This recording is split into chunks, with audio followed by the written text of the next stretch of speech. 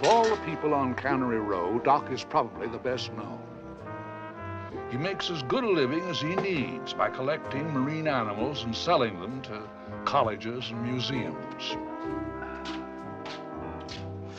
Over the years, Doc became a pillar of the community and its fountain of science and philosophy. He had friends he didn't even know about, and some he would never forget. Friends like Mac and the boys. Mac is the elder and leader of a small group of men who have in common no families, no money, and no ambition, beyond the time to discuss matters of interest but little importance. The youngest and by far the strongest of the group is Hazel. A childhood illness was said to have left him with slightly diminished mental capacity. As a result, he had the mind of a small boy grafted to the body of a bull.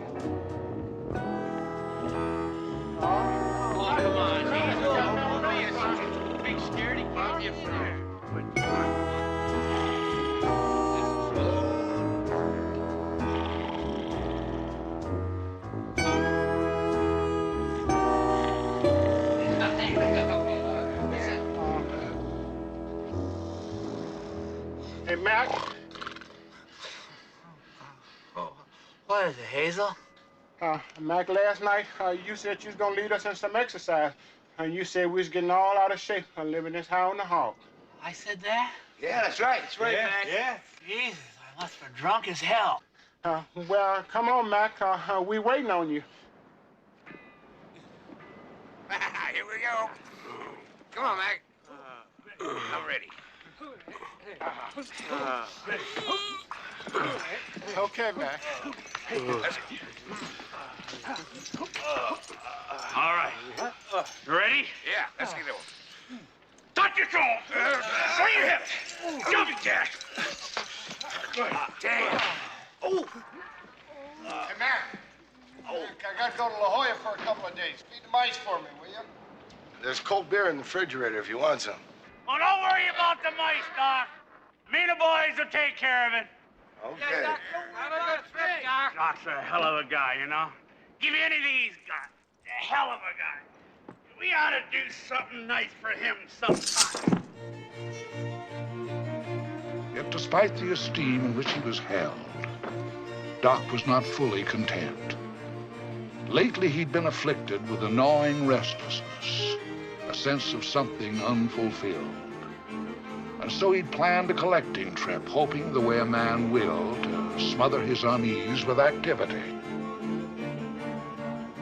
At first, he turned up very little. But by the third day, his luck began to change.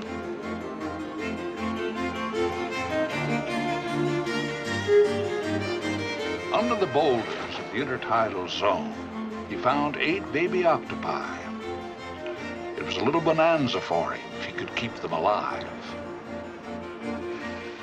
For the next few days, he dedicated himself to building an octopus world within walls of glass, trying to anticipate every octopus need and eliminate every octopus danger. Doc, I got something important to talk to you about. How much do you need, Mac? $2. Here. Take that out. Just like that? Well, what about my story?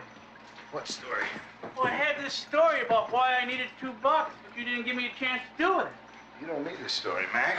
Well, the hell I don't. I mean, you know, I worked all night on the damn thing. You know, Hazel cried when I tried it on him. You see, I got this aunt in Salinas. She lost both husbands in the flood. I didn't know you had an aunt, Salinas, Mac. I don't have an aunt in Salinas, for Christ's sake. That's the goddamn story. Oh, Doc, what is the matter with you? I got a problem, Mac.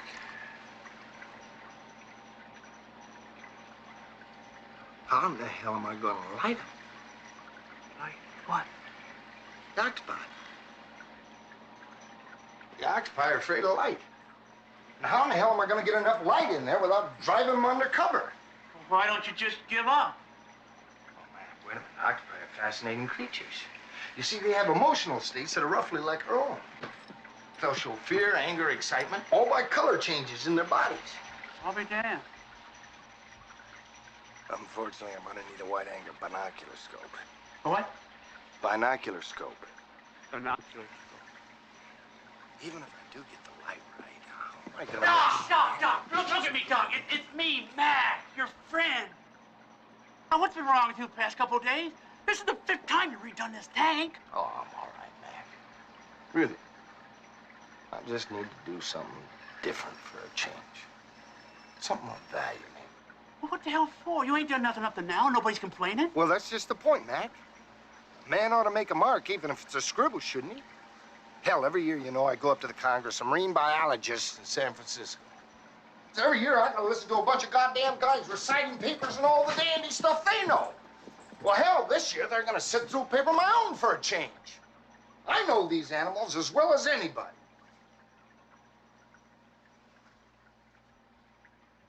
I ought to be able to find out something about them that's worth knowing.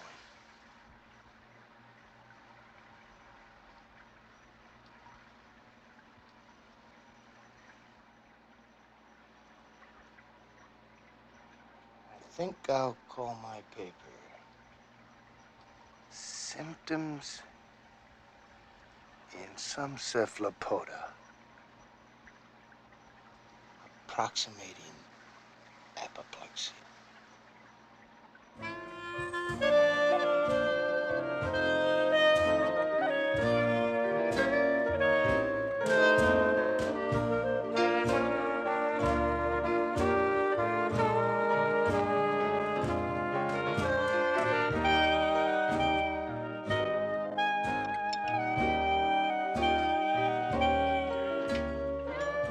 Afternoon, Angel. What can I get you? Oh, nothing. I was wondering, do you know of any work around here? Not offhand. Hadn't been much since the canneries were closed. There not any of them running? I mean, this is Cannery Row, isn't it? Yeah, we still got plenty of cans to prove it. All we don't got is any sardines to put in them. They all disappeared a couple years ago. Well, what happened to them? Oh, a lot of people like to know that. Personally, I think they just fished them all out, but you know, I ain't any expert. Now, nothing much happens tonight when the boys from Fort Ord come over. Do you think I could leave this suitcase here for a while I look around? Sure. I'll put it back at the counter. Thanks. Oh, what if you're off shift by the time I get back? Honey, I ain't never off shift. Thanks. Bye. Bye.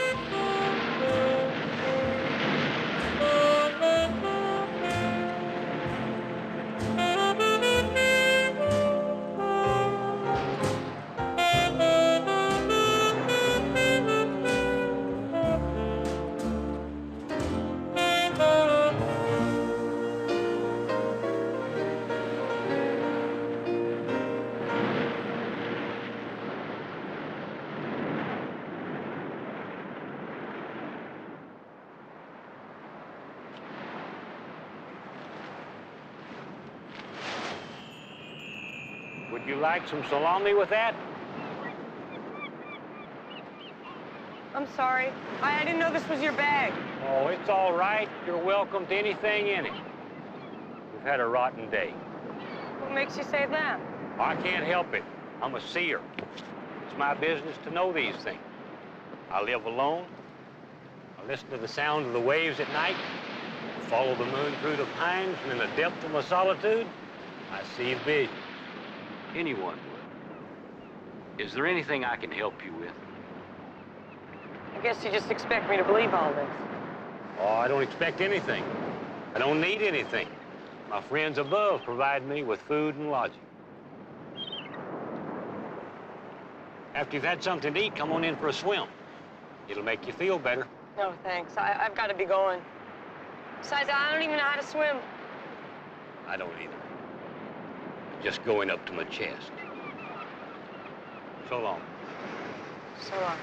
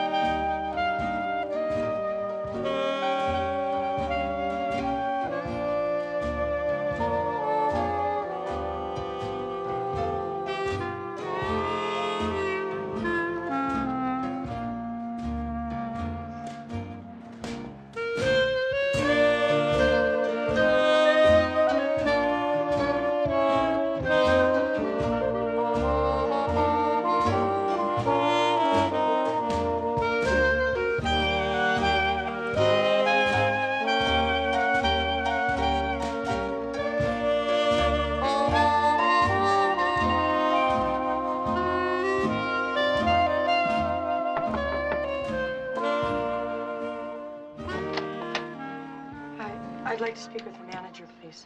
Sure, come on in. The oyster fork goes on the left, next to the salad fork. This way. Like hell. Fauna says it goes on the right, between the cheese knife and the soup spoon. It's the only fork that goes on the right.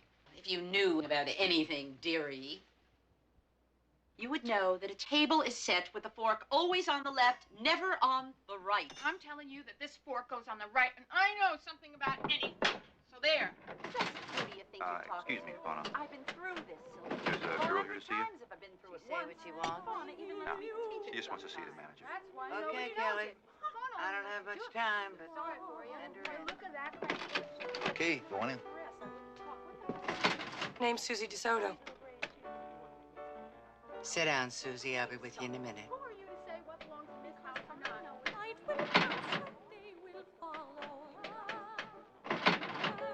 I'd like a job as a waitress if you got one. A waitress? This is the Bear Flag restaurant, isn't it? Yeah, but we don't serve too many sandwiches in here. I kind of figured that. Sorry we couldn't help you, Mr. Soda. No, wait a minute. Yeah? I'd still like a job. As what? You know, Floozy. Well, first off, we don't call ourselves floozies in here. And second, you ever done this kind of thing before? what do you gotta do besides lie down? You gotta pretend that you like it. Don't you have a hard luck story that'll kind of sway me? No. You broke? Yeah? Where you from? Lots of places. You don't give out much information, do you? Well, what the hell is this? I ain't applying for a government job. Look, I gotta know certain things about the people I take on. I got all quality girls here. See them pictures over there on the mantelpiece? Every single one of them, young ladies from the flag that married and married well. Hell, half of them couldn't count to 3 when they come in here, but they had potential. Look at this one here. That's Wisteria, convicted of shoplifting 4 times. But I worked on her, taught her all the finer things, and now she is married to the president of the Salinas Forward and Upward Club. Carried the tree on Arbor Day. Oh, you want to work for me, you tell me what I need to know. Now, let's try it again. Where are you from? Indiana when I was little. Your folks still there? I don't know. I went away to work when I was about 10. I've been making my way out to the coast ever since, I guess. Doing what? The usual. After being a runner-up in the Miss America pageant, I went directly into professional ice skating. You don't say. That's correct. Well, judging by the stains on your hands, young lady, looks like you've been doing a little fruit picking in between performances. I've had a lot of lousy jobs. I even tried taxi dancing once. I just couldn't take all the creeps. Well, we don't get a lot of Eagle Scouts in here either. If you're gonna worry so much about your dignity, you better find yourself another line. Look, Miss Flood, I need this job. So I get pushed around a little bit here and there. Just as long as I'm not being made to feel small.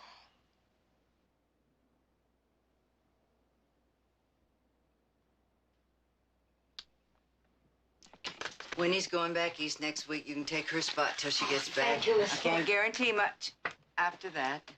JCPenney's is open till 6. Buy yourself a dress. Fancy, but cheap. Thanks. Supper's at 6:30. Beef stew tonight. Cream carrots, cherry jello for dessert. Dormitories on the 3rd floor. You're not gonna regret this, Miss Flood. Oh, sure. By the way, what do we call ourselves? Girls is good enough.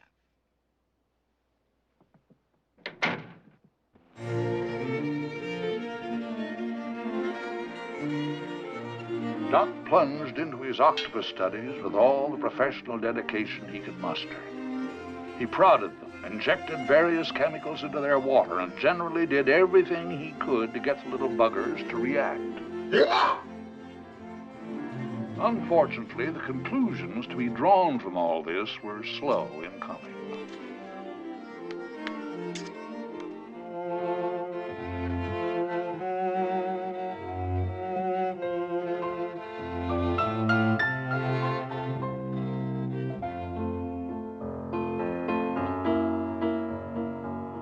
Doc decided a change of pace might help.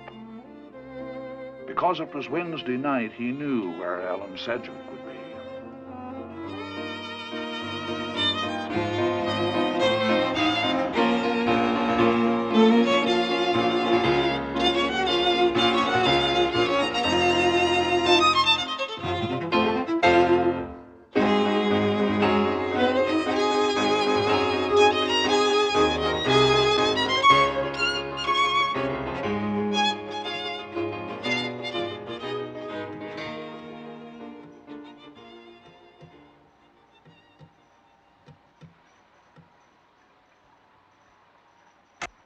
Ultimately, even Ellen failed to inspire him.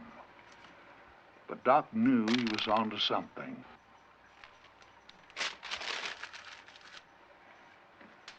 Even if he couldn't figure out what it was.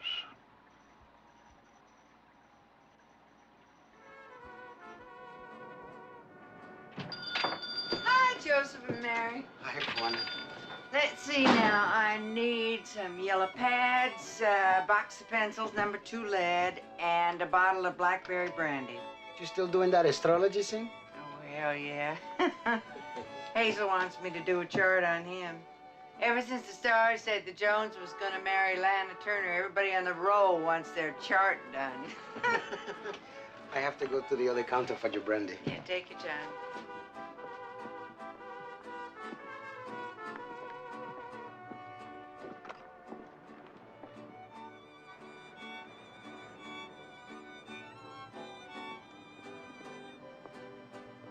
So he's the one. The one what? The one who leaves the bags of stuff for the seer? Oh, hell yeah.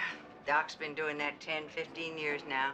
Him and the boys even built him a little house out there on the dunes. And the guy still thinks it all comes from heaven. Man, he ain't all with it up here, you know what I mean? Hell of a town you got here. Yeah, it is nice, ain't it? All set, Fauna.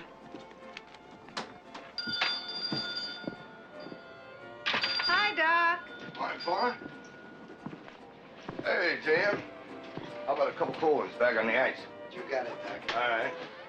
Oh, hey, Doc, you know Suzy here? Hmm.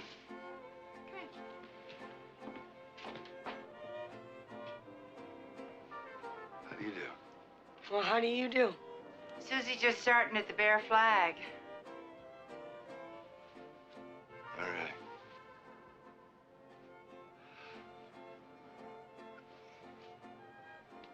I in here to buy beer.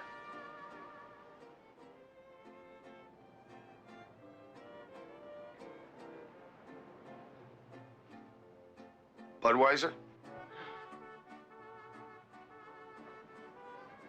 I knew this guy once who was always talking about he was going to order a beer milkshake at a drive-in.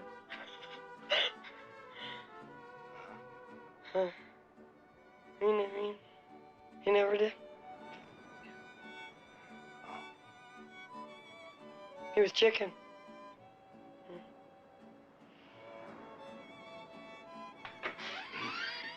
Get your beer, Doc. Yeah. Suzy? Nice to meet you. So long, Doc. Bye, Fauna. Nice to have met you.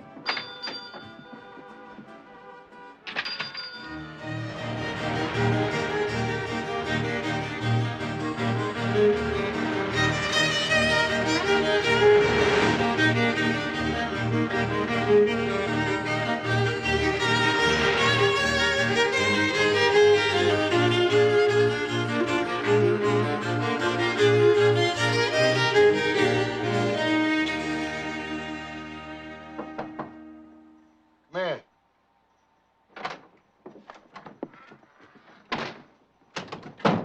How do you do? Oh, hello. What's that you got? Some macaroons, The cook at the Bear Flag made him. How come? I told him to. She sent you some beer, too. Oh, that's nice of Fauna. I wonder what she wants. Nothing. I think she was doing it. Oh! Jeez, what do you got them for? I take their venom and I sell it. I wouldn't want to live with a bunch of filthy snakes.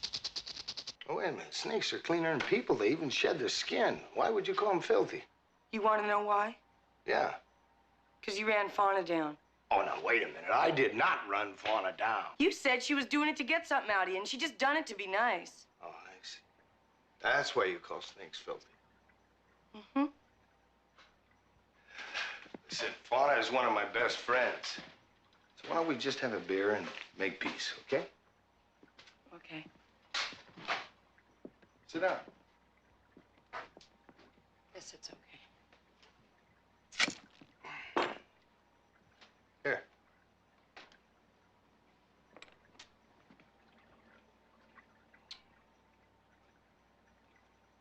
So what are you doing with all these little dishes here? Well, I'm making a series of slides to show the development of sea urchin embryos. Here. Take a look. You see, I have to fix one of these cultures every half hour. And then mount it on a slide until I have a series and to show students how sea urchins go from an egg to a complete organism. What do they want to know that for? Well, because that's the way people develop. Anyway, I have to do another culture in 2 minutes. Why don't they just study people? It'd be a little difficult to kill unborn babies every half hour, wouldn't it? Hell, I don't know about all this stuff. It's pretty funny business, unborn things and all that. There are funnier businesses. Well, I guess you'd be talking about my business now. You don't like my business, do you? It doesn't matter whether I like your business or not, does it? I mean, it's there, isn't it? I just think it's kind of a sad substitute for love. Oh, and what do you got, mister? Bugs, snakes? Look at this dump. It stinks. You ain't even got a decent suit of clothes. Yeah. But I bet you can't remember when your last hot meal was. You sit here breeding starfish, for Christ's sake. Sea urchins. What the hell do you think that's a substitute for, huh? Wait. I do what I want, I live the way I want, and I'm free. Now, do you get that? I'm free, and I do what I want. Well, who'd want to do this stuff anyway? Well, who'd want to go to bed with anybody that's got $3? Maybe somebody who needs the $3, Mr. Tight Ass. And it seems to me I heard something about you writing some great big goddamn highfalutin paper. Who told you that? Everybody knows it, Doc. You want to know why? Because they know you're just fooling yourself. You ain't never gonna write no paper. And some of them are even laughing at you. Who's laughing at me? I shouldn't have said that. Wish to Christ I hadn't said that. Doc, I'm just gonna leave before I stick my foot in it anymore. Wait a minute. Who's laughing at me? I don't even know what I'm talking about. I just running off at the mouth, Doc. Please forget about it. Oh, he's gonna kill me. She'll wring my neck. Will you forget about it, Doc?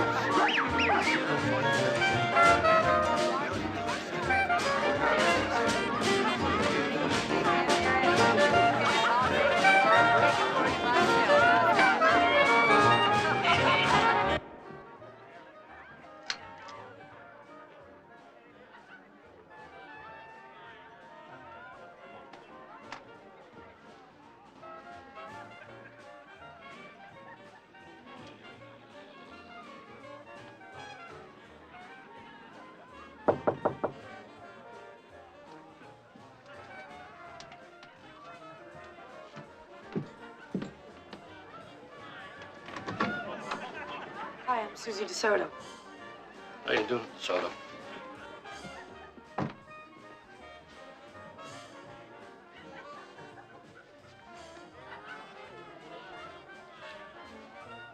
What's the matter? How come you're not taking your clothes off? Thought maybe you'd want to do it as sort of a lead-in. What for? I don't need no encouragement. Lead-ins are for guys who can't cut the mustard.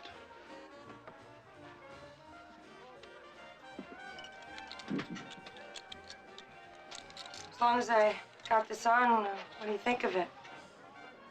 What? How do I look? I don't know. You're still dressed. Well, that's what I mean, the dress. Took me an hour and a half to pick it out. It'll take you longer than that to take it off. I want to know what you think. I don't have no opinion. We'll make one up. Oh, what the hell for? Because I paid $12.99 for this goddamn dress. That's what for. $13 to look nice for guys like you. Now, I ain't taking it off till you tell me how you like it. It's all right. I mean, I like it okay. Thank you.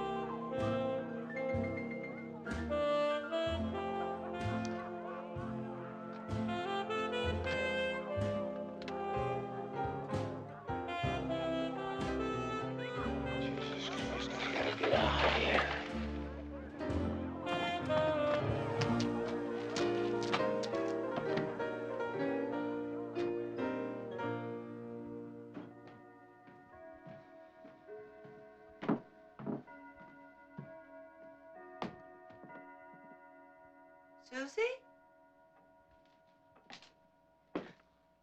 Hey, what are you doing up? Thinking.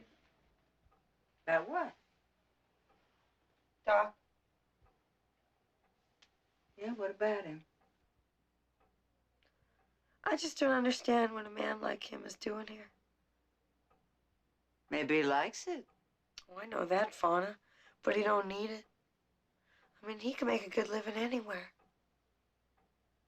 Does he ever talk about himself?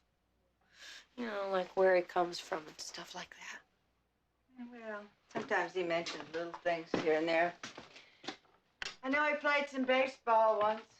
Baseball? You mean like Major League? Yeah, I guess so. What's his real name? Daniels. Ed Daniels. The Blur? Eddie the Blur Daniels? The what? He used to pitch for the Philadelphia Athletics. Geez, I remember him. They called him the Blur because his pitches were so fast that no one could see him. How come you know so much about baseball, huh? Oh, I used to listen to baseball all the time. Geez, you know, Doc was a hell of a pitcher for a while. And then I didn't hear about him. You know, one year he won 20 games. 2 years. 25 and 26. Hot, you've been holding out on me. Look, kid, I'm beat. I gotta hit the sack. Yeah, but is that all of it? Aren't you gonna tell me the rest? What rest? He played ball, now he don't. Yeah, but I mean, why did he stop? One day he's pitching and the next day he's gone. He don't volunteer too much about it. And nobody asks him. Look, kid, I got as much interest as the next guy in a person's past. But see, on the roll, folks don't have very good ones, so we don't dwell on it. All right? No, it's not all right. You know why? Because everybody looks up to him, and no one knows anything about him. Honey, one of the reasons people live on the row is they don't want to be well known. Okay? So he's just hiding out. He ain't hiding out. He just ain't putting himself forward for comment, that's all. Well, Fauna, if we put him forward for comment, we could ask him, and he's Eddie the Blur. Doc's Eddie the Blur.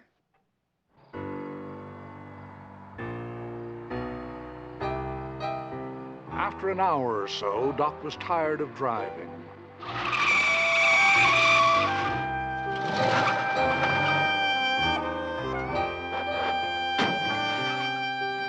Something more was needed to combat his restlessness. An element of danger, maybe.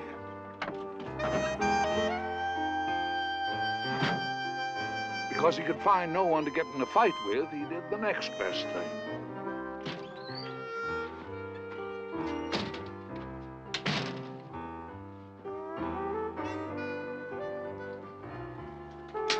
What'll it be?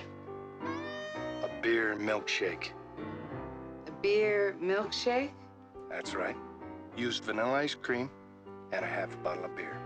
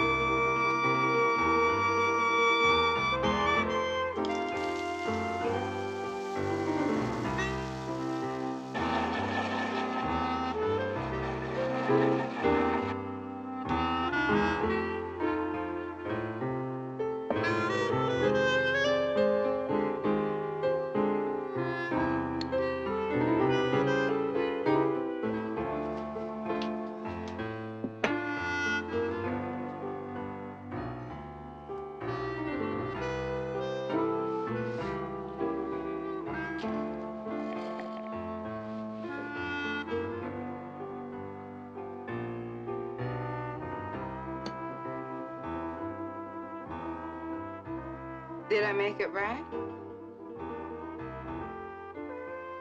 You make a good one, you really do. Thanks.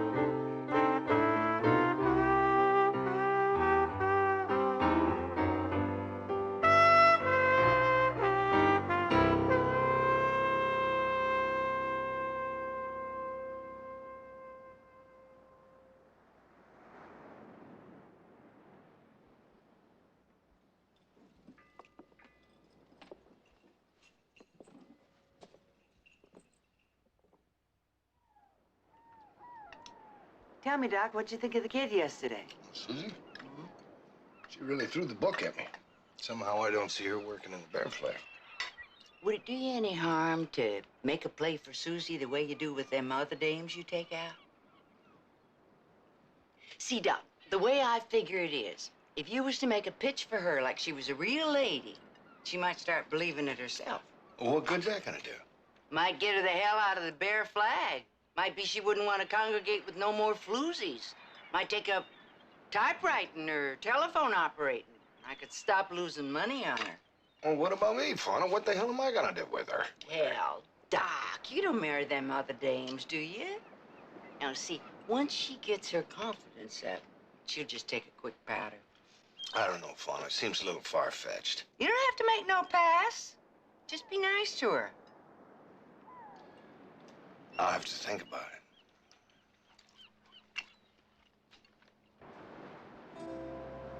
But Doc was tired of thinking. He decided instead to visit the seer, something he'd done regularly for years. Some people say I'm crazy. It's this hat I wear. It belonged to my mother's mule.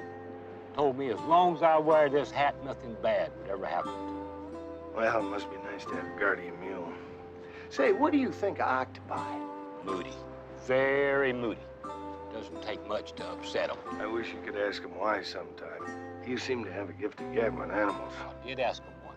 He wouldn't tell me. Very tight-lipped. You seem a little confused today. What's aching you? Don't you want to talk about it? Well, I'd just soon talk about it if I knew what it was. I do the same things I've always done. I just seem to think about it more. I seem compelled to take everything I've seen and learned and refine it until it adds up to something.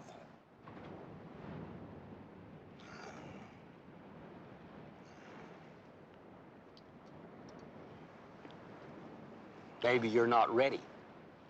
Maybe you need some help. What kind of help? Well, there's some things a man can't do alone. I wouldn't think of trying anything so big without... Without what? Without someone who's pretty handy with a sponge in my corner. Well, what does that mean?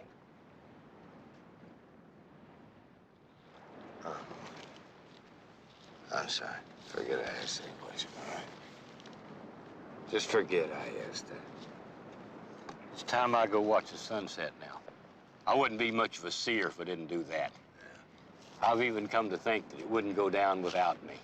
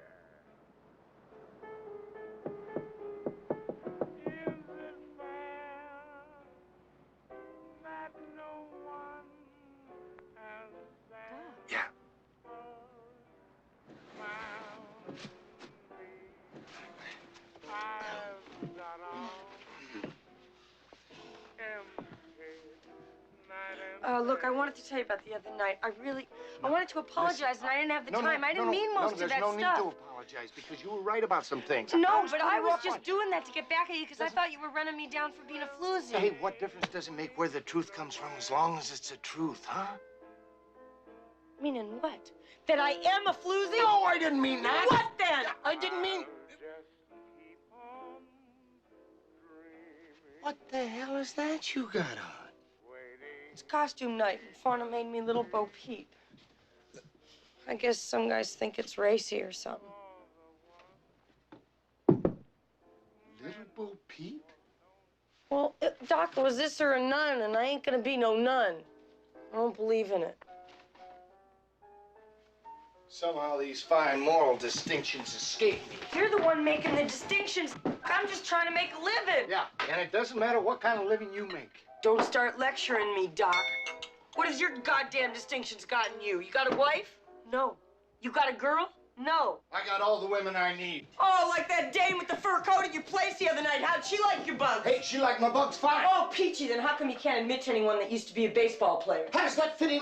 Who told you that? I heard you pitch once. You heard me? On the radio at this diner I used to work at. I remember it because one of my favorites, Louis Delano, got a triple off of you. That's because Behringer, my right fielder, was drunk and fell down. It should have been a routine out. The crack of that bat was so loud. I know a solid hit when I hear one. And if that woman loved your bug so much, how come she left early? Because she had an appointment.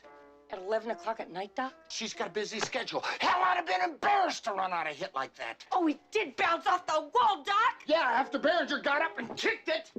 Delano couldn't hit the wall for playing an ear. If she was having such a wonderful time, how come she couldn't rearrange her busy schedule? Because she's a woman of principle. Delano... She sounds like a woman taking a powder to me, Doc. I told you she had somebody to meet. Who? Her husband. Her husband? I may be a floozy, but I ain't no homewrecker. That's disgusting. Oh, yeah? I'm sure Fauna calls a hall of records to make sure that every guy that comes in here is single.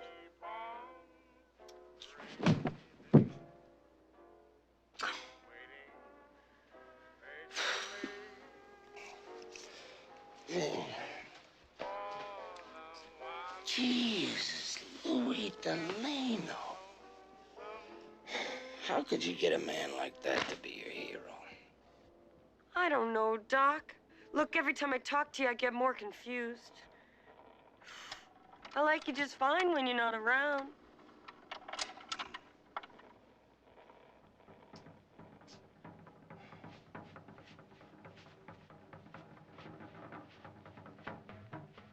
I'll turn this stuff off. You probably hate it. Wait, I like Bob Crosby. How'd you know this was Bob Crosby? You think I don't know Bob Crosby when I hear him? I happen to know every player in his whole goddamn band. Who cares who all those bozos are? This music's for dancing, it ain't for memorizing. Oh, so now you don't think I know how to dance? All right, I'll tell you what. Put a fast song on and turn it up. Huh? I said put a fast song on and turn it up. Let's see what you got, hot stuff.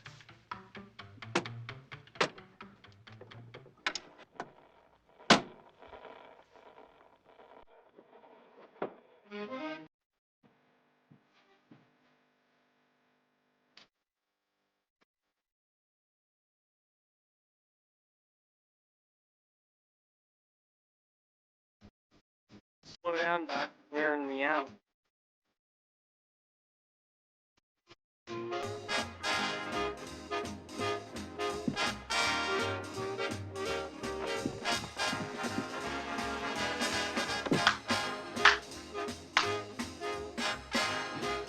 What's the matter? Don't you know Shorty George? Oh, Shorty George. Sorry, didn't recognize him.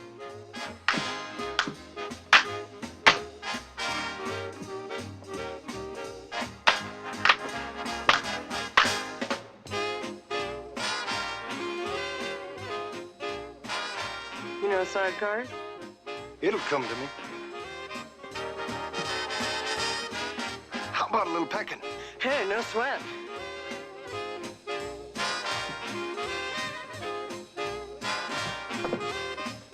Oh. Hey, little Suzy Q, huh? Can't you get any higher? How about around the block? Meet you at the corner. So long, going to Kansas City. Like hell.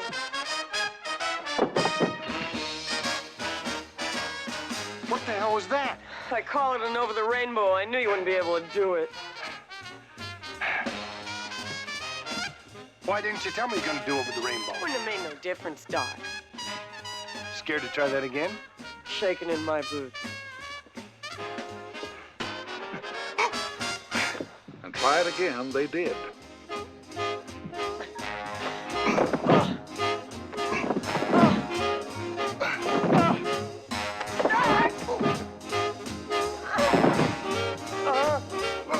It never occurred to them that maybe they weren't any good.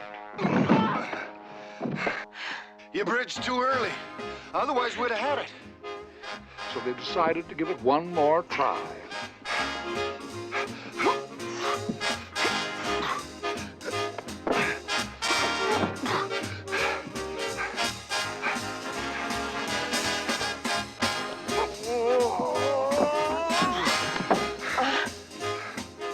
Thanks. You're not too bad. You want to have dinner Saturday night? Sure, sounds all right. I'll see you then.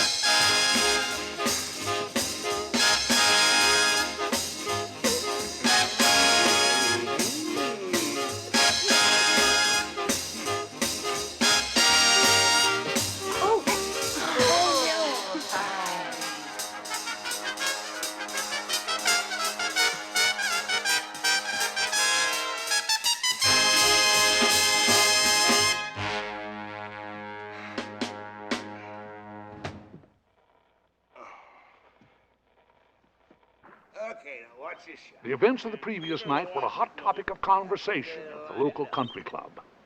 Mac decided the time was right to throw their friend Doc a party. I figured it'd take 10 or 12 bucks to give Doc a party. You wouldn't be ashamed of it. Tough lie there, Jonesy. Because they didn't have the 10 or 12 bucks, Mac sent Hazel over to see if Doc needed any animals collected. Once Doc had given the boys a quarter for every live turtle they found. By the way, Doc, you need any turtles? Not right now, Hazel. I don't have any orders. What's Mac need money for? Please don't make me answer no question. You never could lie, could you, Hazel? All right, I tell you what. I do have an order for several hundred frogs. If you and the boys want to give it a try, I'll give you 5 cents a frog. Don't you worry about nothing, Doc. We're gonna get you all the frogs that you want. I know this place up the Carmel River, and that's got tons of frogs. Yeah, well, how you gonna get there? Well, we was gonna use Joseph and Mary's truck to get the turtles. Mac figured he wouldn't mind. Oh, Mac's got an angle. I'm sure he does. I think I got it, Mac. Hey, let's go. As it turned out, Mac was right. Joseph and Mary not only didn't mind that the boys used the truck, he didn't even know.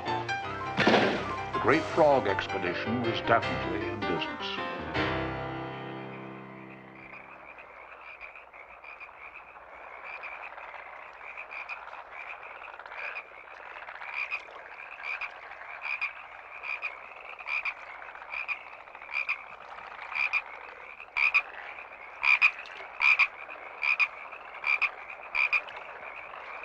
During the millennia that men have hunted frogs, a pattern of hunt and parry has developed. The man, with net poised, creeps noiselessly, so he thinks, towards the frog, who sits very still and waits.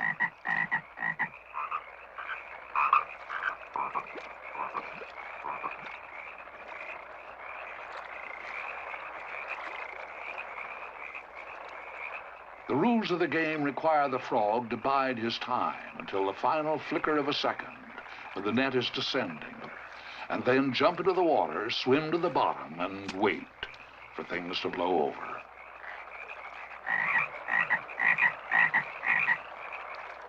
This is the way it's done, the way it's always been done. Frogs don't resent this. But how could they have anticipated Mac's new method? How could they have foreseen the horror that followed?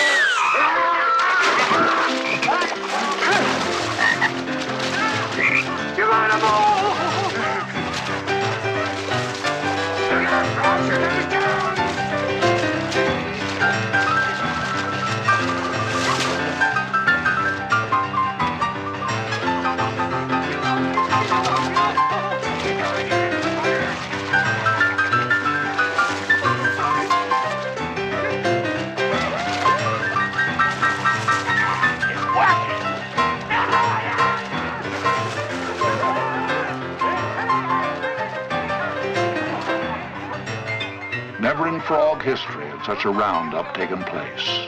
Get along, little doggy. Get along, little doggy. A few frogs floundered around the bottom and got through to safety.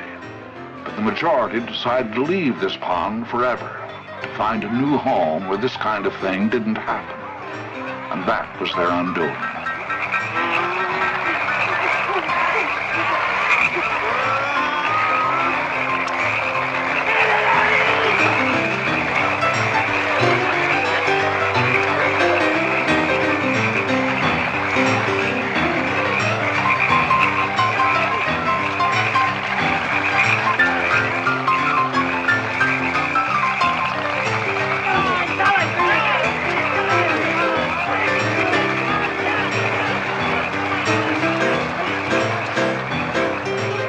The frogs were never counted, but there must have been close to 1,000. Their impact would soon be felt on Cannery Row.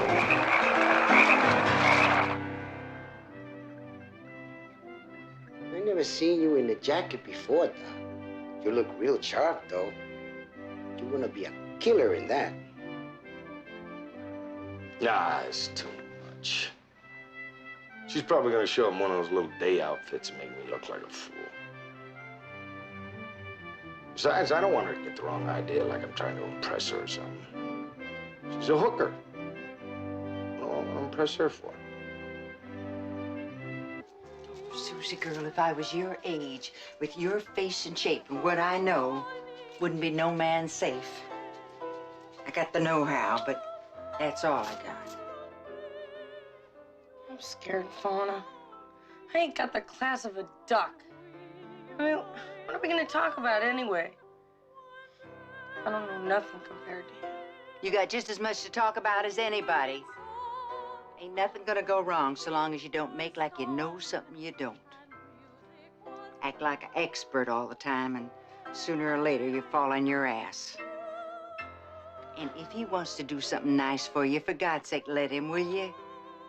Ain't no disgrace for somebody to do you a favor. Okay, girls, that's enough. Come on, scram.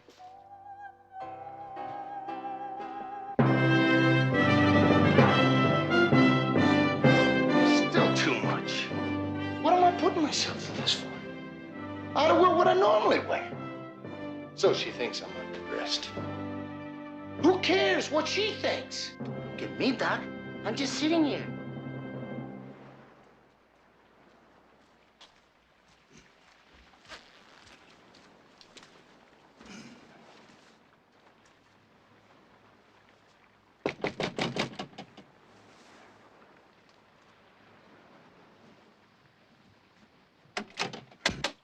Hi, Doc. I'm all set.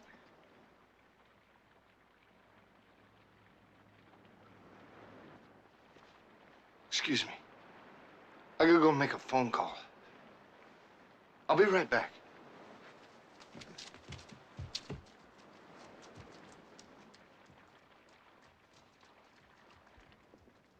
All right.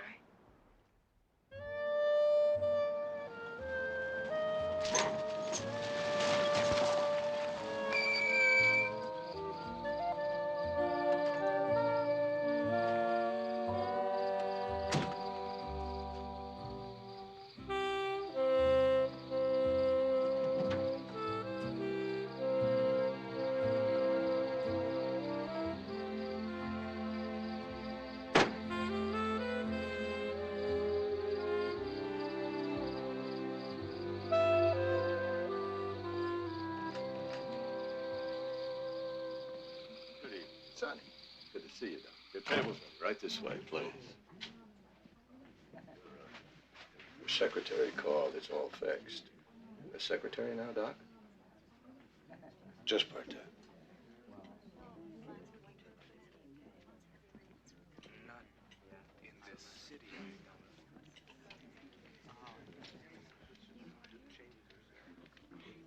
Well, it's good that you telephoned, Doc. You know, I did have a little trouble finding the pompano, but I got it. I'll have your drinks sent over in a minute. Well, you two, enjoy your dinner. Thank you, Sonny. It's really something, Doc. Ah, hell, it's nothing.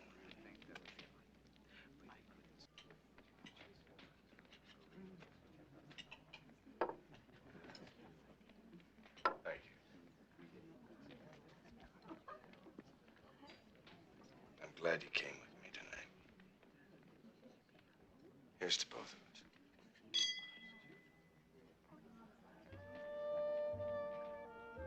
Suzy soon discovered something for herself. When in doubt, move slowly. Slowness, it made everything regal. The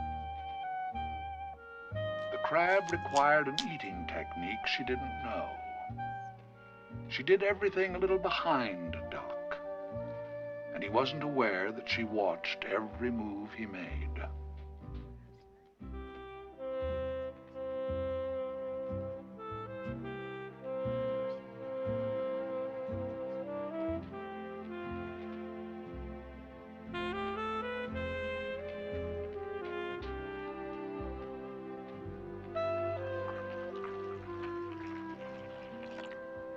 Do you like champagne? I love it. Well, I mean, I will as soon as I taste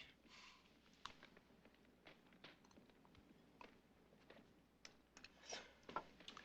You know, out in the sand dunes, there are little gullies covered with pines. When you can, let's take some meat and things and make a fire, cook dinner. This fire made you think of it. That's right. Look, Doc, I hope you don't mind me asking you this. But why'd you get out of baseball so young? I had a couple of bad years, so I decided it was time to quit. Doc, when you quit, you were 21-10 with 3 weeks left in the season. I looked it up in the almanac. I don't mean to be prying. I just figure if we're gonna be friends that... I threw a bad pitch. One bad pitch. It hit a guy. Every pitcher hits a guy now and then. It hit him in the head.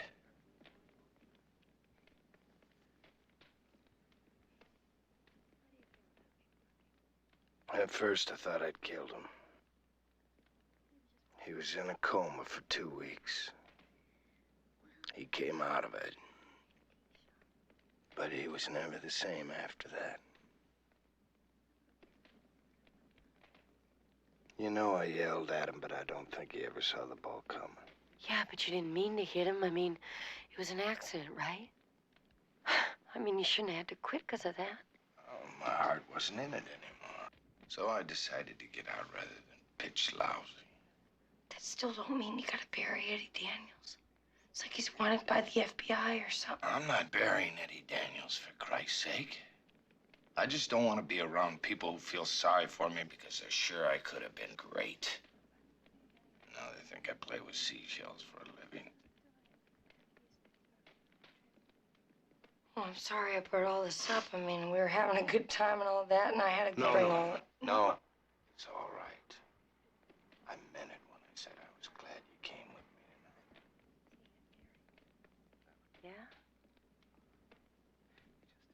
I was planning on a much worse time than this. But you really screwed it up. You know that place you said out in the sand dunes? Yes. Could we see it sometime? Whenever you want. On the way back? You'll ruin your shoes. I know. You could take them off. Oh.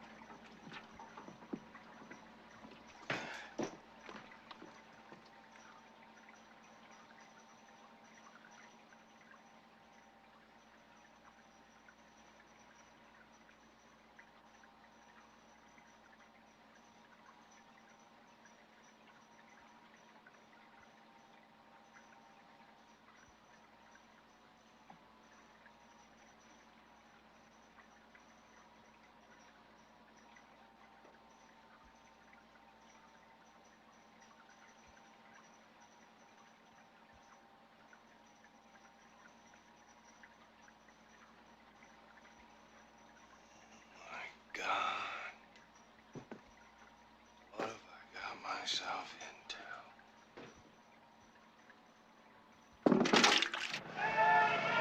The boys returned, secure in the knowledge that they had enough frogs to bankroll a party of shocking proportions. What they needed now was a way to convert them all to hard cash.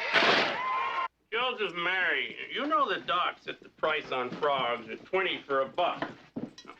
Doc's gone away, and me and the boys is a little hungry. Plus, we could use some steaks and stuff for Doc's party. So what we thought is this. We don't want you to suffer none, so we'll make over to you 25 frogs for a buck. You got a 5-frog profit there. Nobody loses his shirt.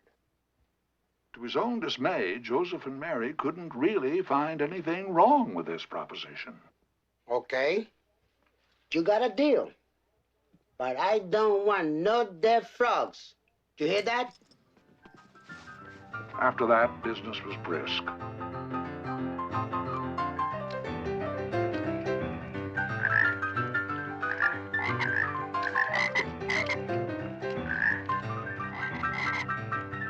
Joseph and Mary knew he had a stranglehold on the consumer. He was pretty sure the Thrift Mart wouldn't approve this new monetary system.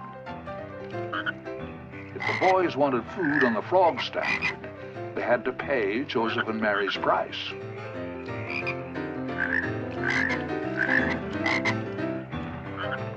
Some bitterness began to arise as time wore on and prices went up. Canned peaches were sky high at 8 frogs a can.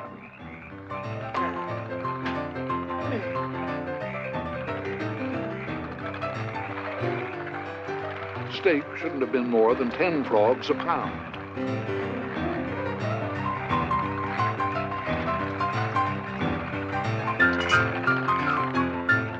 One frog, right?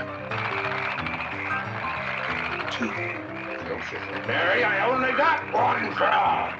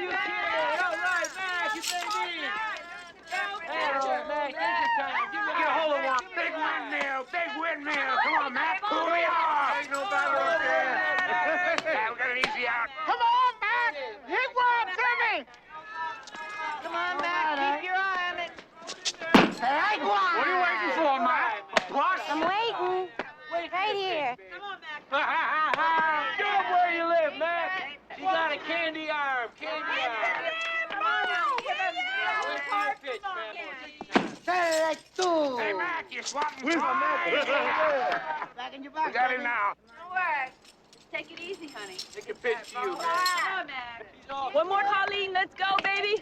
Oh, he's mad, Matt. We're going to sleep out here. Round tripper, touch all the sides. I don't think you're going to hit her like that. What the hell you know about it? You ever played baseball? Not that I know of. But it seems to me you're going about it all wrong. We'll see.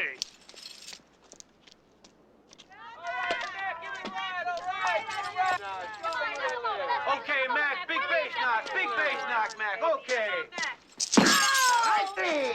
Adios, amigo. I told you so.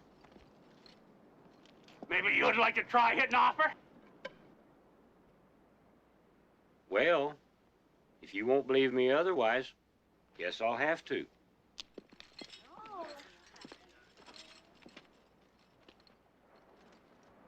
How should I pitch to him? Pitch slow. Real slow. Okay.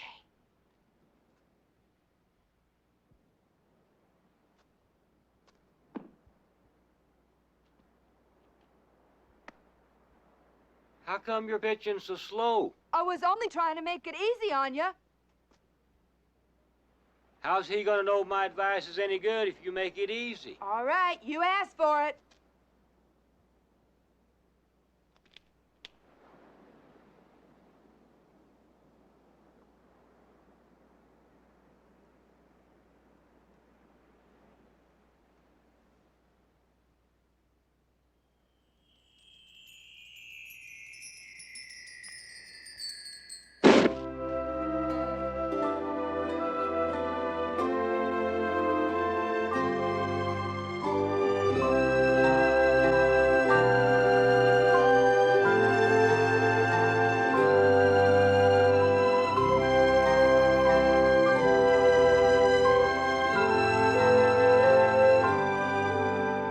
You know, I think bringing the hands up is the key.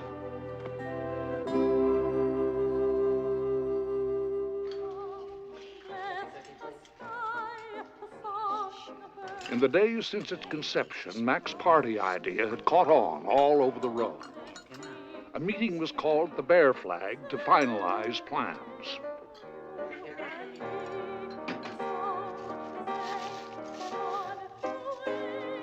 Everyone agreed it should be a surprise party at Doc's house, and it should have a theme to lend it some class. The boys chose Snow White and the Seven Dwarfs because they had seen the movie recently and the costumes were fresh in mind, and because they couldn't think of anything else. The meeting would have adjourned without further ado had not Hazel asked one of his infamous questions. Funna, and did you ever do that horoscope when you said you was gonna do on me? Oh, well, yeah, as a matter of fact, I did, Hazel, but I don't think you'd be very interested in it. Why not? Is it bad? Well, it ain't good. Come on, I can take it. No, forget it. Now, Funna, I got a right to know. Well, all right. The stars say that you are going to be... Oh. That you are going to be President of the United States. I don't believe it. But I don't want to be no president. You got no choice. The stars have spoke. You just have to go to Washington. But I don't want to. I don't know nobody there. I'm sorry, Hazel. There's no way I can tell him I won't do it. Nope. A thing like this could ruin my whole life. Oh, Hazel. We're gonna miss you, Hazel. As the moment of the big party approached, Hazel became increasingly troubled. He liked the Snow White theme, but a man sentenced to be president of the United States could not go to a party as a dwarf. It wasn't dignified. Mac and the boys couldn't agree on who should be Dopey and who should be Sneezy, so they all went as trees. Geez, you know, I wish Hazel was here. He's such a mug, you forget he's sensitive. Hell, I could have figured out a costume for him if I would have thought about it. That's nice. Joseph and Mary elected to go as Dracula. He hadn't seen Snow White, but to him, a moving picture was a moving picture.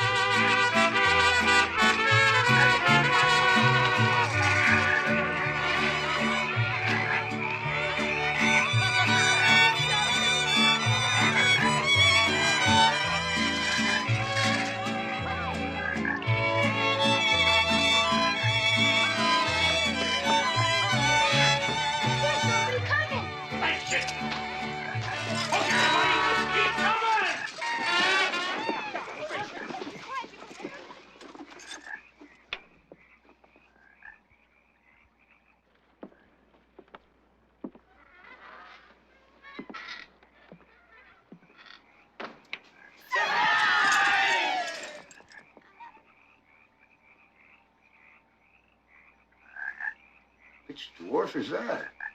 It's George Washington, you idiot. How do I look?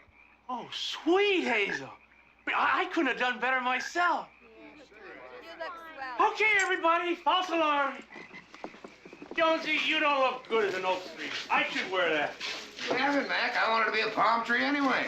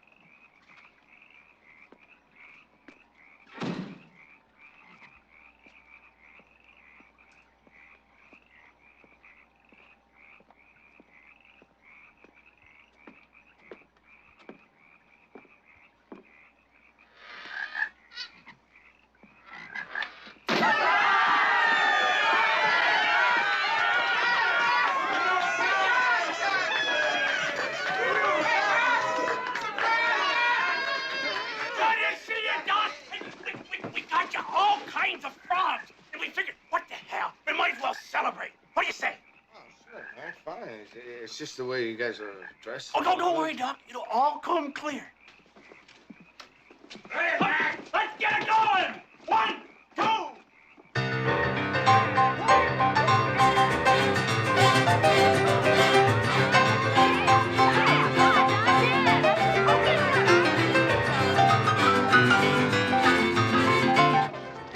Fauna, this Snow White thing is ridiculous.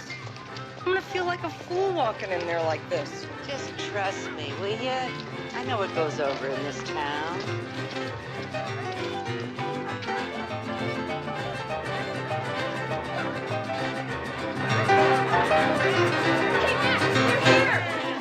Look, everybody! Look at this!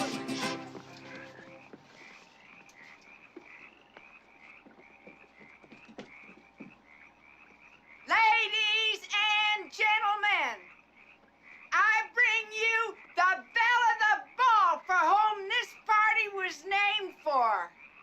I bring you Snow White!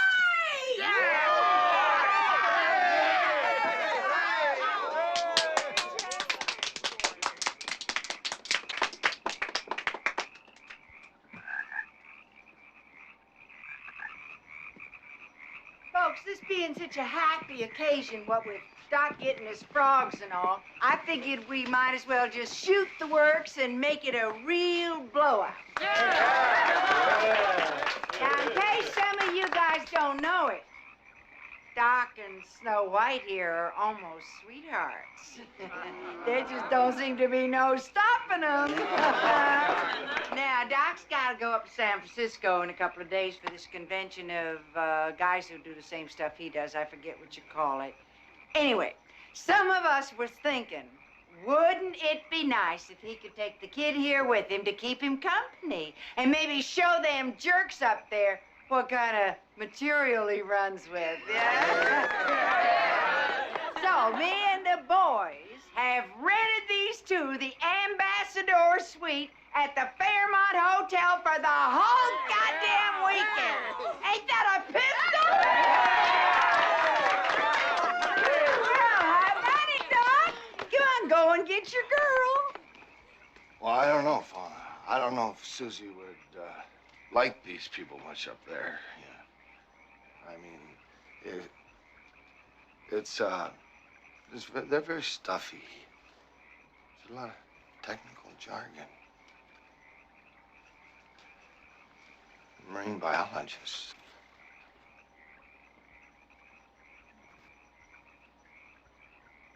Cephalopodia.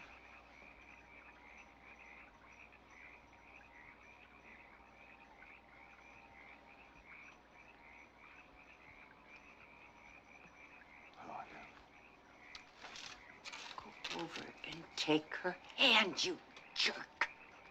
Don't leave her just standing there. Fauna, forget it. You don't want to go through with it. No, wait a minute.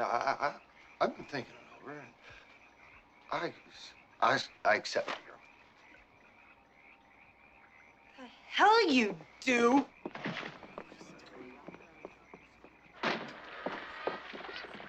Susan, wait a second.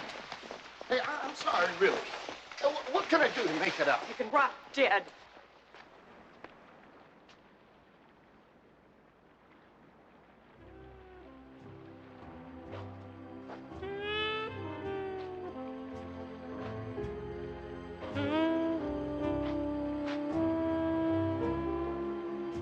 Christ, I gotta get out of here.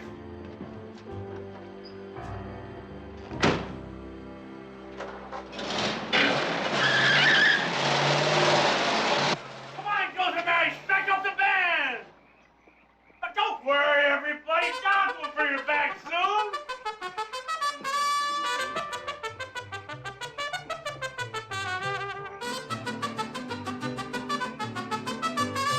By 1 o'clock, Doc was still not back.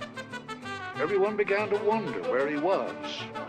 Then some fraternity boys dropped by, and the rest is history.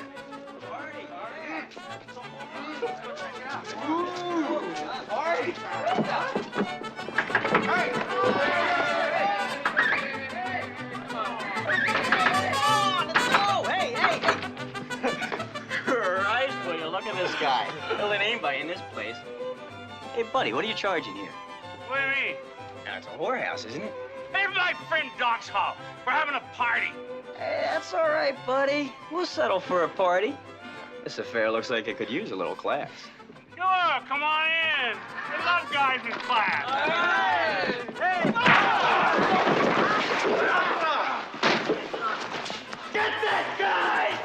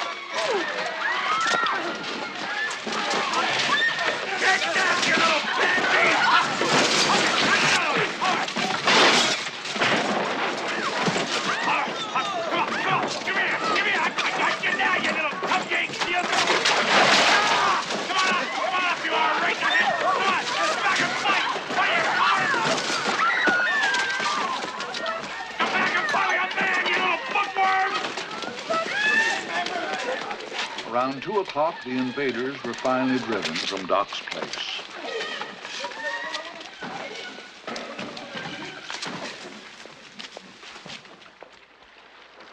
At 2:30, only Hayes and the offensive right tackle from Monterey College were left. And even they were wearing down. You can only have so much fun.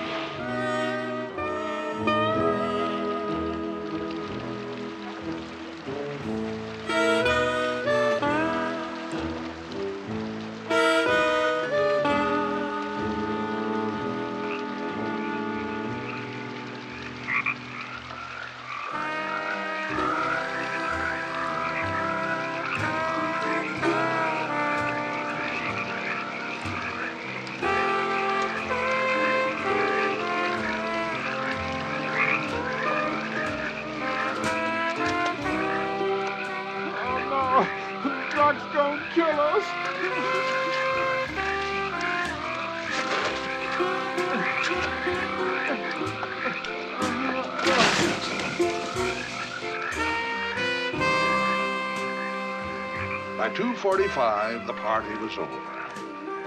Nobody wondered where Doc was anymore.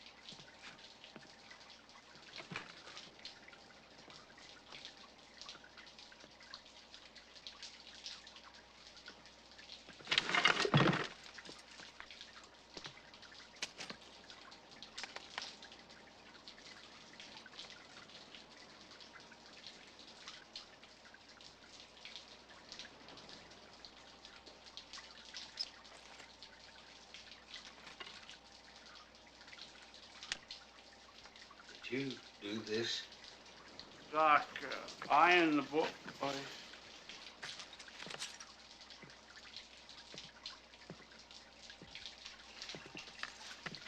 Did you do this, Mac? Well, we didn't meet. Get up!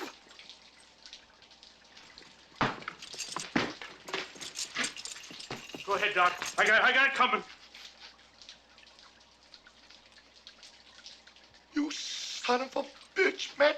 You stupid son of a bitch. Mac. Go wipe off your face.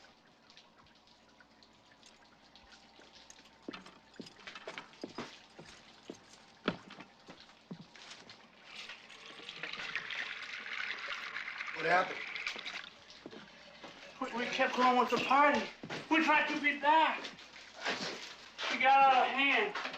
Don't do no good to say I'm sorry. I'm sorry for most things I do. It just got all screwed up. We'll fix up in here, me and the boys, Doc. We'll pay for the stuff that got broke. No. I'll clean it up, Mac. I know where everything goes. No, we'll pay for it, Doc. No, you won't, Mac. You'll worry about it a long time, but you won't pay for it. There's over $300 worth of broken museum glass here alone. Don't say you pay for it.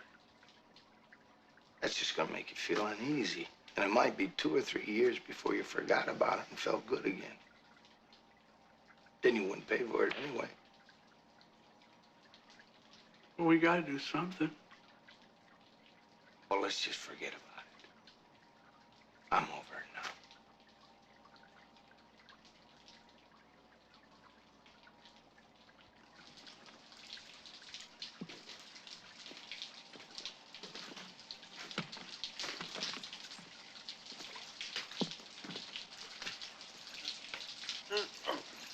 Matt, you know that fella I was fighting? Yeah. He's a hell of a nice guy, Matt. And we ought to have him over some night, huh? I'll get right on it. Okay. So long, Doc. Mac, you still think they're gonna want me for president? I don't think presidents goes to parties like this.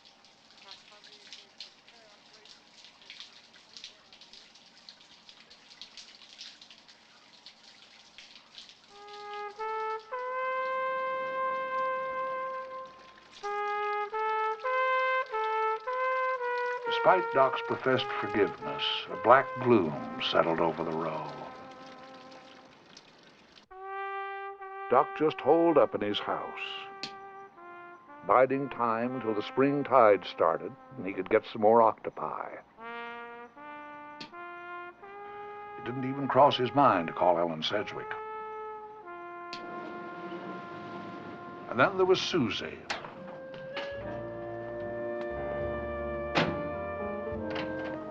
Using some money she borrowed from Fauna, she bought $27 worth of household furnishings and building materials.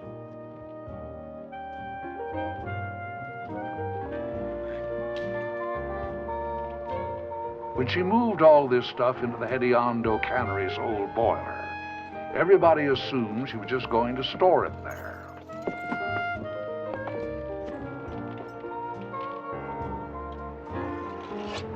Little did they know it was going to become her home.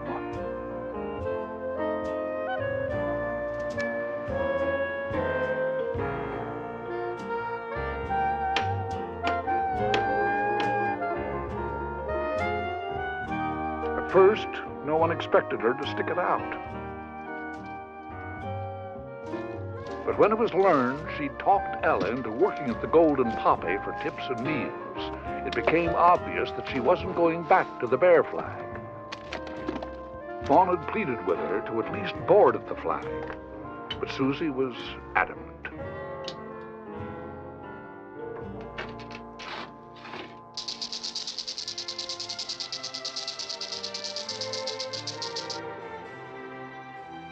You guys are looking at a fool. I'm a reasonable man. IQ 152, University of Chicago, a master's and PhD. What do you say? I regard this man. He's about to pay a formal call on a girl that lives in a boiler. He has a half pound of chocolates for her, which is a goddamn cornball approach if there ever was one. He's scared stiff. Why? I'll tell you why. He's afraid she won't approve of him. This girl that calls him names and is ignorant of everything he prides himself on.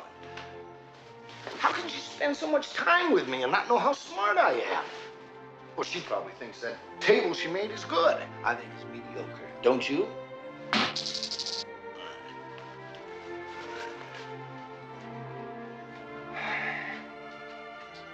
Even if I manage to win her over, there's going to be many times I regret it. The only thing we have in common is that we're both wrong for each other.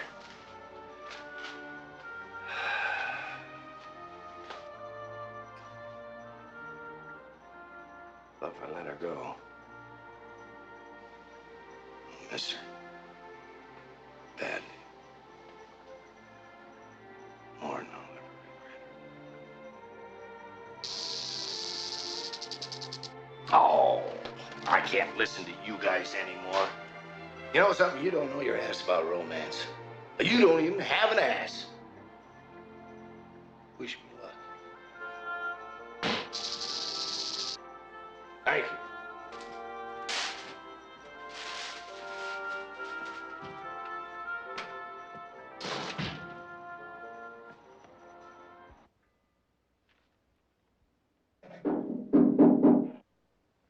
Who is it? That's I. Me. Something like that.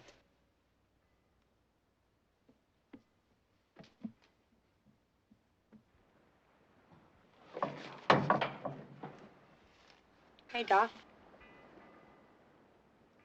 Oh, I've got something for you, Suzy.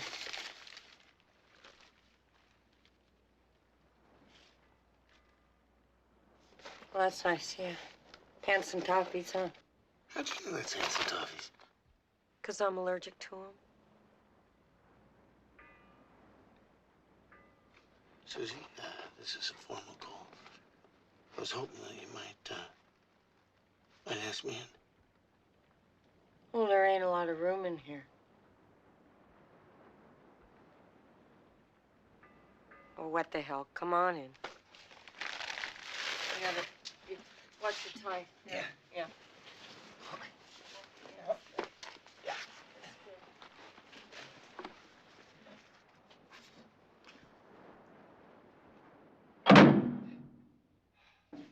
It's a little hard to see at first. Let me put the lamp up.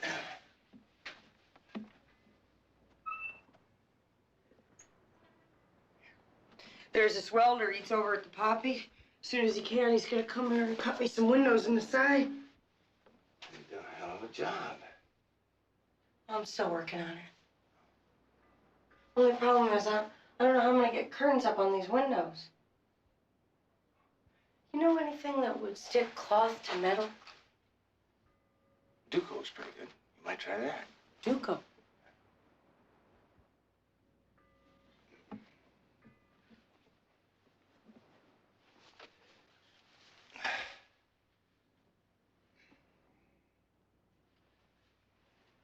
Suzy, I'm sorry about what happened at the party. No need to talk about it. Wasn't your fault. Yes, it was. I wasn't ready for what you were offering me. Look, Doc, I had myself a good cry about it. It's all done. Anybody feeling sorry for me is just wasting their time. Well, I don't blame you for rubbing my nose in it now. But What do you mean, Doc? You told me how it was, and I was just too dumb to listen. You're a free guy. You got important stuff to do, and you like what you got.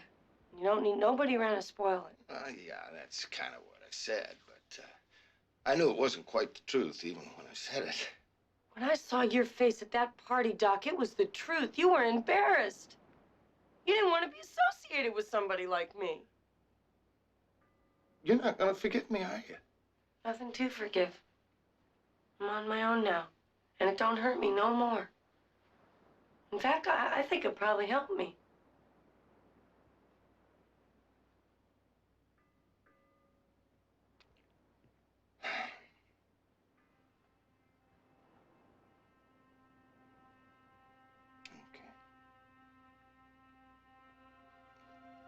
Guess I better be going. Yeah, I gotta get down to the Poppy. Yeah. Doc, Yeah. I know about the seer.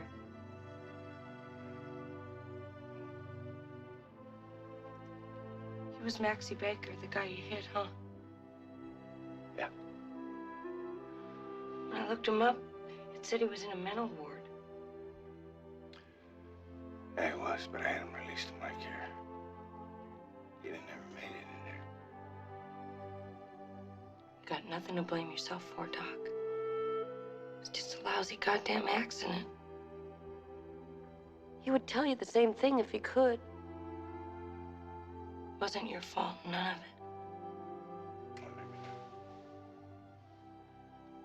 But it'd always be my responsibility.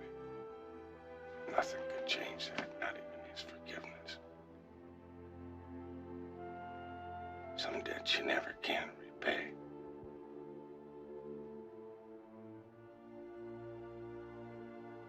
I'm sorry, Suzy. So am I. But what the hell, he can't have everything.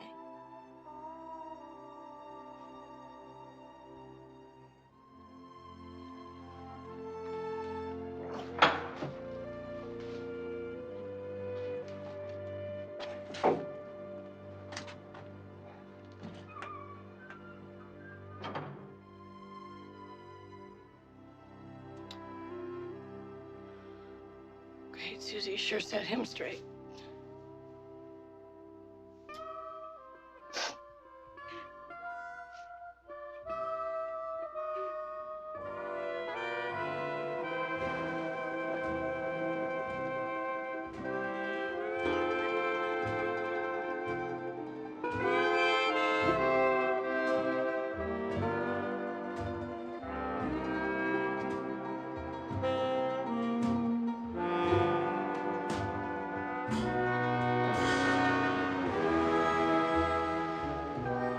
first condemned to it, Hazel had rejected the presidency.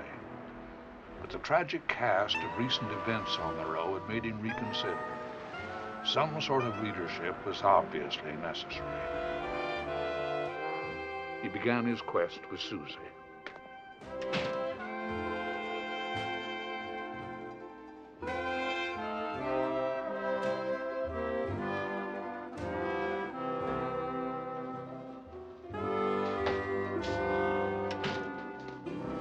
Howdy, Hazel.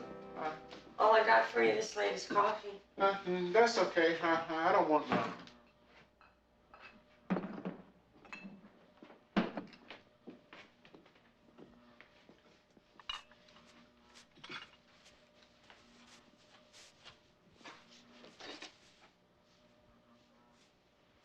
Hazel?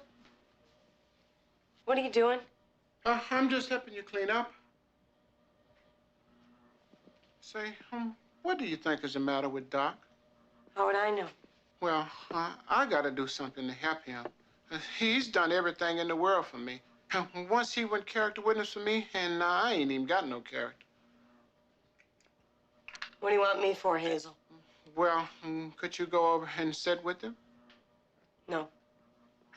But I thought you liked him. I like him all right. If he was in real trouble, like if he was sick or he had a busted arm, I'd take him some soup. Well, okay. I gotta go do some thinking.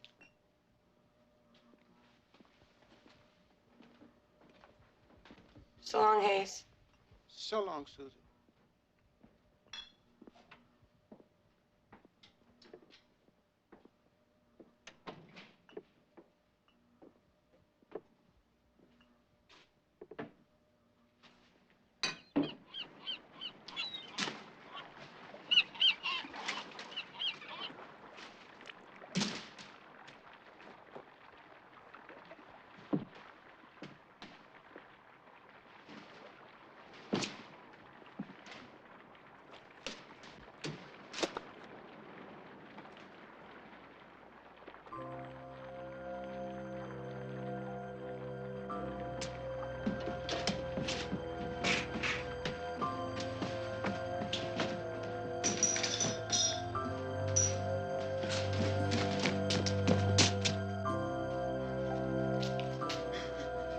What happened, Hazel? I don't know, Doc. I found him floating out in the rocks. He must have got sucked out by the tide.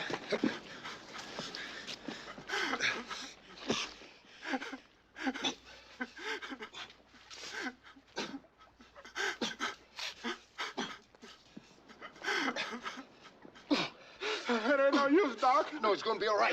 He's gone. It's gonna be all right. It ain't no use, Doc. It's gonna be all right. He's gone, Doc.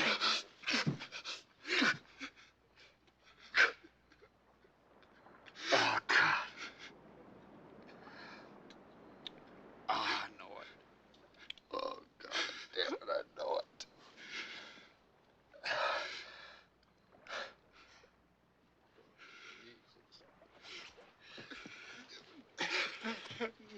Doc, you want me to carry him to the sheriff's for you? No.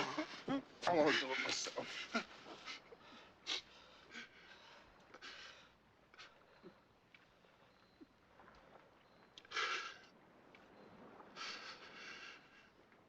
So long, Maxie.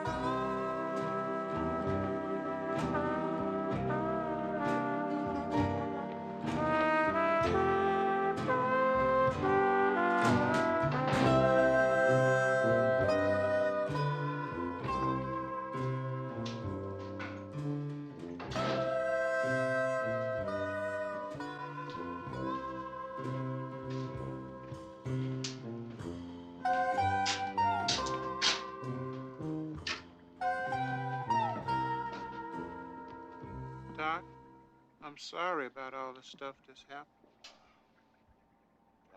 It's okay. And now, Suzy, she won't have you unless... Unless what?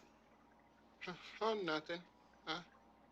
Anything I can do, Doc. No, Hazel. I just need some sleep. I was up last night. Doc, could I ask you something before you go to sleep? You always give me good advice before. Sure, Hazel. What is it? Well, I suppose there's this guy that's in trouble. He can't get out of it. But he's got a friend maybe he don't know about. That's you? No, it ain't. It's some other guy. But suppose this friend know a way to get the guy out of trouble. You think he ought to do it? Sure.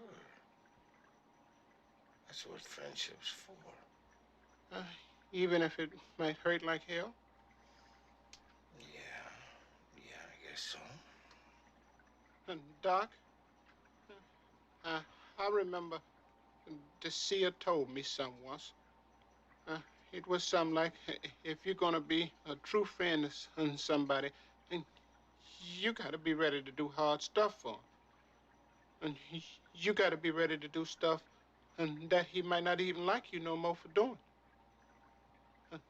You gotta be ready to kill a guy if he's in pain real bad. You think that stuff right, Doc? Well, I appreciate your advice, Doc. And I'll be seeing you later.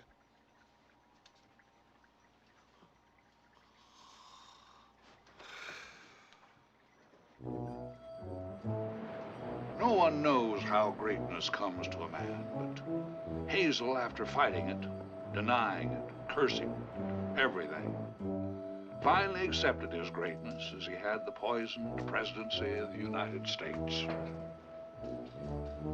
There was no longer any escape. He knew now what he must do.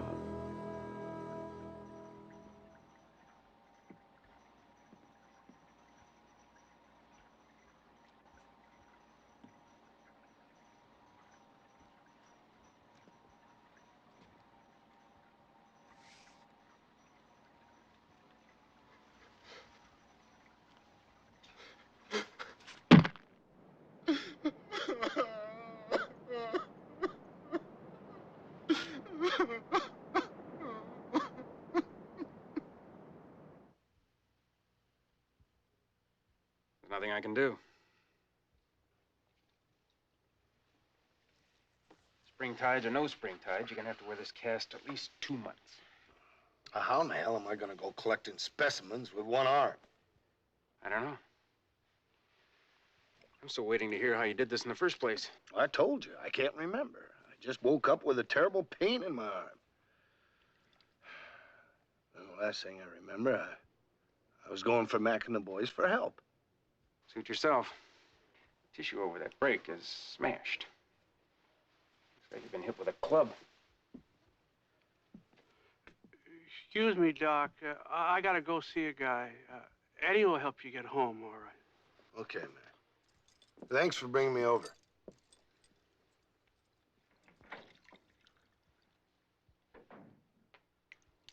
Hit with a club. Hazel! Hey, Hazel! I just came from the hospital. Doc's got a broke arm. You know something about it, don't you? You gonna be mad at me, Mac? Oh, Hazel. I promise. I didn't have no choice, Mac. And Suzy said she wouldn't go see him unless he got sick or had a broke arm. I tried, but I couldn't figure out how to get him sick. There was no other way. You sure you ain't mad, Mac? Oh, hell no. Of course, we don't know how she'll work out, but it's a step in the right direction. Mac, I can't do her. Finance got to get somebody else for president of the United States. I tried, and I practiced, but I just ain't got the boot. I mess up the whole country. Hazel, you sweet little bastard. Now, we'll get you off. Don't you worry. You done noble stuff. Wasn't nobody with guts but you. You just sit there and take it easy. You got the ball to the 1 yard line. Old Mac's gonna carry it in for you.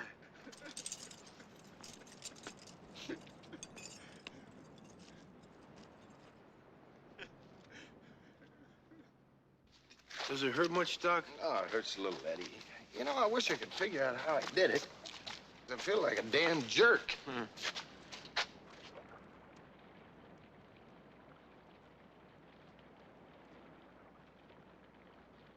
Excuse me, Doc. I gotta go do something. Yeah.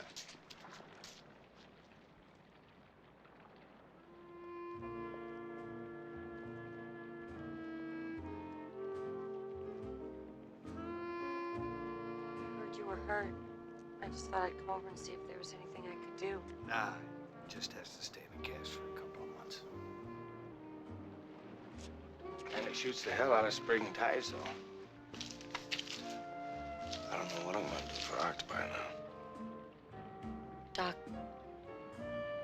I'll go down to La Jolla with you. How come?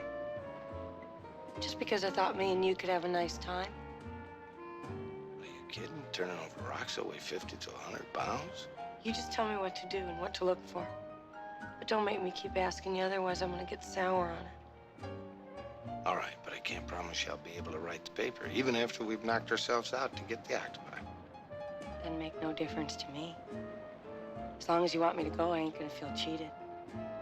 Okay. I'll go tell Ella I'm leaving. You come and get me when you're ready.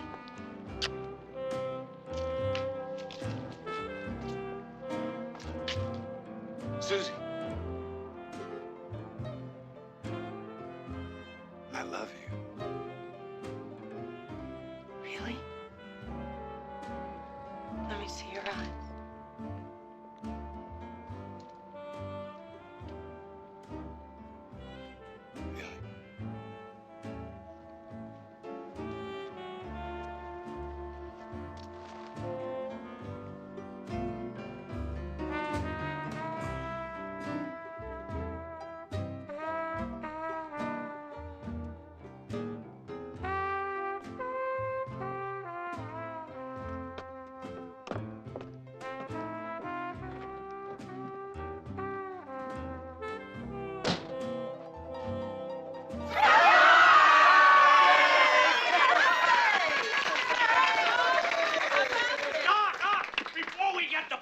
going real good.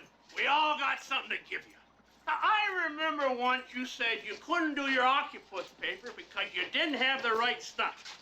So on behalf of me and the boys and all the folks that chipped in, it makes me happy as hell to present you with your new microscope.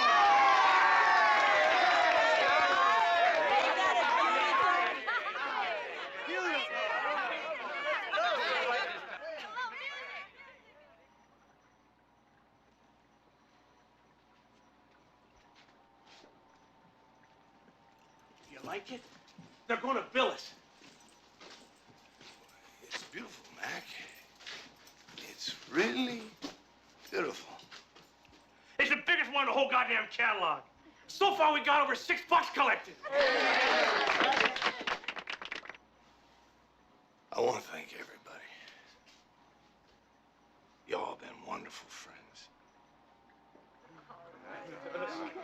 Well, come on, everybody! What are we waiting for? Let's get on with the party!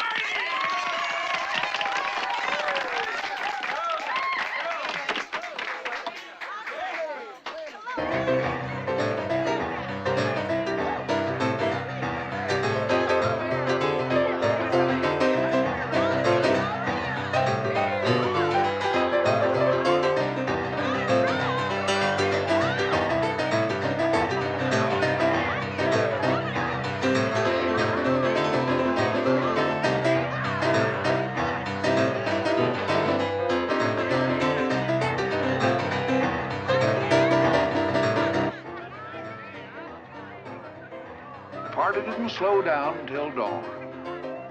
The crew of a San Pedro tuna boat showed up about 1 and was routed. The police came by at 2 and stayed to join the party.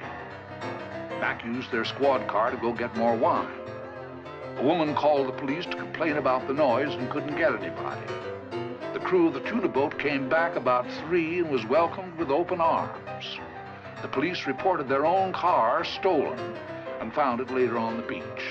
Things were finally back to normal in Cannery Row. Once again, the world was spinning in greased grooves.